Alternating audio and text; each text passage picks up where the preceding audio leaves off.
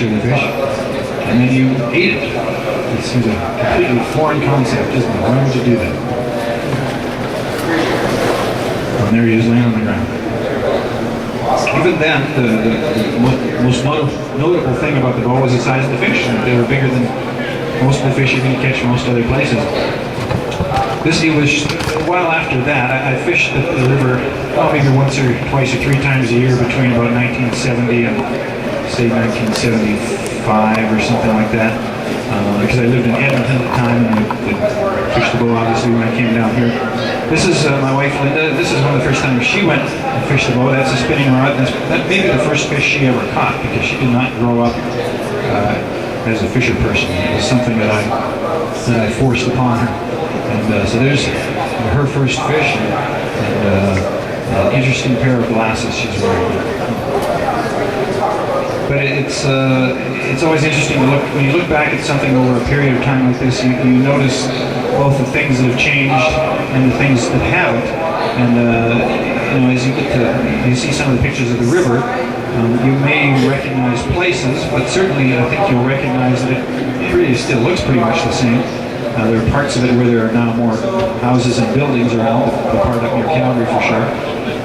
About 1970, I'm guessing at some of these dates, so don't hold me to these dates, they'll be approximate, but somewhere around 1975, this man came on the scene. This is Russ Thornberry, who actually started the Fish and Hole tackle store. The Fish and Hole started with a little bitty shop in St. Albert, Alberta, and then expanded with a second shop over. St. Albert is a I was going to call it a tributary of Edmonton. I've been at a fishing show too long. It's a suburb, I guess, not a suburb, it's a town right just northeast of Edmonton. They opened a second store, and about that point, Russ also became aware of the fishing on the bow, and he thought maybe we should offer some kind of a guide service. And it was around that time they also opened the first Fish and Hole store in Calgary, which is not the one that exists in Calgary now. There was a Fish and Hole in Calgary prior to that for a while. And one of the things they wanted to offer was a guide service in the bow, because that was what fly shops or fishing stores did. And so they started a guiding component to the Fish and Hole tackle store. And because I, at the time, was in university and had my summers free, and because I had fished the bow 5 times, I was obviously the expert, and so I got to be the main guide on the bow in those years. And that doesn't show that much, but that's when we first started doing these trips, we used, it's hard to believe, but the first guide trips I did were done with a 12-foot aluminum car-top boat with 2 fishermen and me rowing the boat in a cooler and all the stuff you'd normally want to take. It seems ridiculous today, but that's the way it started. And that's Linda and me again. And about this time period, now Linda's now switched to fly rod and very quickly became very competent with the fly rod, and just fished the way everybody else did. This is a little hard to see, but this is one of the access places we used on the bow in those early years of guiding. That's actually, if you know where the policeman's access site is, if you continue on up the road, most of you probably walked up that road. This is, the river's right there on the left. And there were no developed access sites to the river at that time. The closest there was to a developed boat access site was at the Highway 22X bridge, which for a few years, I can't remember how many, the bridge was there, but there was no road that connected to it, which is it was a bridge you couldn't drive over. You could, however, drive, I guess it'd still be, what's that road?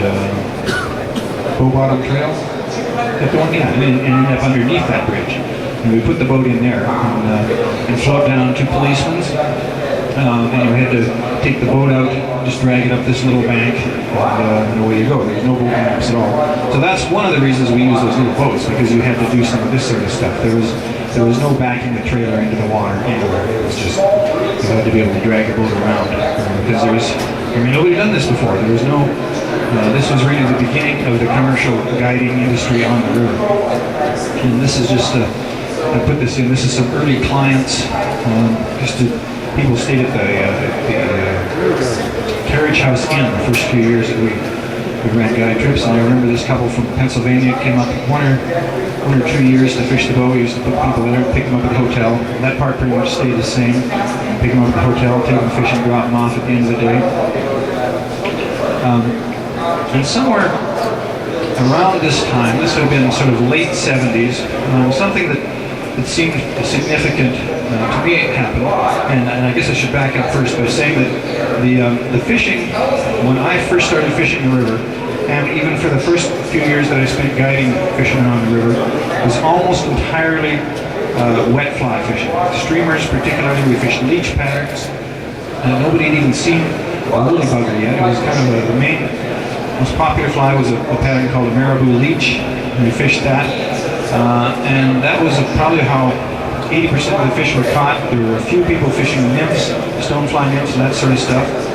That's what I learned to do, so that's what I did, and that's what I had the clients do. It's somewhere around in those sort of late 70s years, I suddenly started seeing rising fish on the river, and I've never really known whether they were there all along, and I just started to see them, or whether they really just started doing it.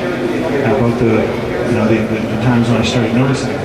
But so in the late 70s, we started to see rising fish on the bow. Started to pay more attention then to the hatches. The pale morning dun was a big important hatch. Caddis flies were big. The sea bugs were the same. But it was the pale morning duns through the daytime that gave us for several years very good, very reliable dry fly fishing on the river. And for a lot of people that was new. We hadn't really seen that before, and we were learning how to do that and how that all worked. This was a picture we used in an early ad for the guiding service with the, I think we ran in the Alberta Fishing Guide, I think. There's one of another popular fly at the time, a marabou dace, just a streamer fly, which accounted for most of the fishing. Bitch Creek nymph, if you wanted to fish a nymph, it was probably big. There wasn't a lot, in fact there was almost no sort of delicate technical fishing done then, partly because you didn't really have to do that, and partly because just nobody had sort of gone that direction with their fishing. It was the early stage of the fishing in this river, and people were fishing with things that worked, and what worked were streamers. This is an example. This is a shot, I think probably from about 1979, a period when the river went through a little bit of a difficult time with, we had some warm summers, and the city was outgrowing its sewage treatment facilities, and the weed growth in the river was getting to be very extreme. And there was a period in there when there was concern that there would be some fish kills because of oxygen depletion due to the severe weed growth. And there's some shots here of really, really heavy growth of weeds in the river. I know that these days, if we get a warm summer and a low runoff, we'll get a lot of weeds in the river, but not like we had in some of those years back in the late 70s and early 80s. And there would be places where there were just weed beds, bank to bank, pretty much to the surface. We did have good fishing through those years, but we'll never really know how close the river came to losing some fish because of that. Big mats of weeds drifting along with the birds, sitting on, grazing on the bugs around the weed mats. So every time you go out and you think there's a lot of weeds in the river this year, well, it might be, but almost for sure there were worse back in the old days. So these were the first of the dry fly years when we started finding the fish feeding on the surface and catching good sized fish. The dry flies. That's how you held them back in those days. None of this sissy stuff of leaning down, holding them close to the water. You know, pick up and hold them like that. This is a picture we set up to take for a Christmas card to our clients. We sent out one year we used to do that, of course, and a lot of people still do. They send their clients a nice little Christmas card so they remember who you are and they remember what a great time they had last summer. And by the way, why don't you book this year? So that was what we did. This was just something, I went to the Federation of Fly Fishing's conclave in West Yellowstone, Montana once or twice to promote the guiding business up on the bow. we put together a chart here showing the growth rates of fish in various rivers. So this is really old information, and it's even hard to tell, but the highest growth rate is this black one. That's the Bow. The next one was the Bighorn River, and then the other ones. Man, my line. Okay, did I walk over? I won't walk over anymore. Anyway, just the interesting thing about this is, and I've written about this and spoken about this before, that I guess it's because we're Canadians, but it really took people from somewhere else to make us realize how good our fishing was.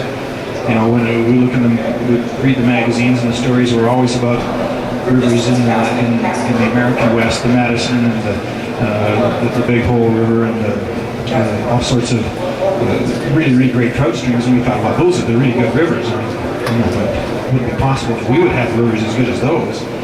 And then slowly we began to realize, no, this one's just as good and maybe better. And so this was kind of when we were having that realization, because we'd have people, some of our guided clients would come up and fish, and the river fished very consistently through these late 70s, early 80s. It was very reliable, much more reliable and consistent than it is now. And so somebody would come up for 3 days and they'd have really, really good fishing. We'd say, so what do you think? And they'd say, this is the best fishing I've ever had. And, oh, you mean like better than the Madison? I'd say, oh yeah. It was just, so finally we were realizing that we really had something a little unusual here. And at about this point, and I guess this is probably 1978, 79, some of the publicity leaked out of Canada about the fishing in the Bow. And this is, it kind of started with this guy. This is Lee Perkins. This is a guy that even to this day still owns the Orvis Company. He was a friend of my father's, and he eventually came up because we kept telling him, you should come and fish this river we got here. And he finally did. And this was in September of, I think, 1978. He and his son came up, and this is a guy that fishes everywhere, all over the world, everywhere. He only had one day. He did a little float basically from the 22X bridge to Policeman's, and he and his son had what he described as the best day of dry fly fishing he'd ever had. And that got our attention because this guy fished everywhere. And at that point, he wrote a story about it in the Orvis News, which is an in-house newspaper. And they had a travel business, and they started referring some clients to us. And so our guiding business got